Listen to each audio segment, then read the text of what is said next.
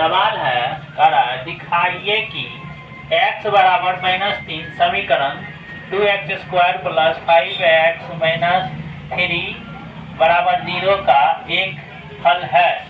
यानी कि हल करने का रहा है x का मान दिया हुआ है -3, हमें समीकरण में बैठाना है। समीकरण क्या है 2x² minus plus 5x minus 3।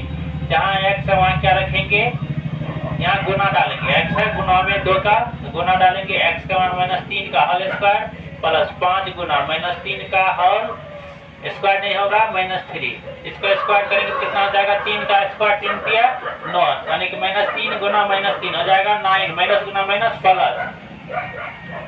अब इसका 5 दिया 15 प्लस माइनस, उसके बाद क्या है यहाँ पे प्लस और माइनस, प्लस माइनस होगा 5 दिया 15 माइनस 3, इसको गुना करेंगे तो 9 दूना 18, ये दोनों है माइनस में तो क्या होगा जुट जाएगा, 3 क्या रह जाएगा माइनस का, माइनस 15 3 18 हो जाएगा -18, -18 में से अगर -18 जाएगा तो क्या जाएगा 0।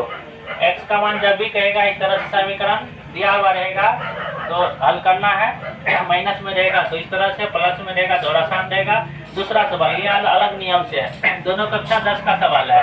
द्विघात समीकरण है जिसमें 3x² माइनस 4√3x प्लस 4 के बराबर 0 के मूलों की प्राकृतिक ज्ञात करें। प्राकृतिक ज्ञात करना है, क्या करना है मूलों की प्राकृतिक, यानी कि मूल वास्तविक है या नहीं है, इसे हम निकालेंगे। पहला आता है a, दूसरा आता है b, तीसरा आता है c, यानी कि a हो गया 3, b हो गया -4√3 और c हो गया 4। तो इसका सूत्र होता है d बराबर b² माइनस 4ac। b क्या है माइनस में 4√3 है होल स्क्वायर माइनस 4, ये कितना है 3 और c कितना है 4। अगर इसका हल करना चाहें हम तो रफ करके वो दिखा रहे, देखो 4 का स्क्वायर तो 16 हो जाएगा, माइनस को 2 बार गुना करेंगे तो प्लस हो जाएगा, लेकिन √3 का स्क्वायर करेंगे तो √3 गुना √3 हो जाएगा, 16 गुना में हो जाएगा 2 को √3 है तो 3, यानी 3 3 9, 9 का वर्गमूल कितना होता है 3 3 9, 9 का वर्गमूल 3 होता है, तो 16 3 48, इसको डायरेक्ट लिख देते हैं 16 गुना 3 माइनस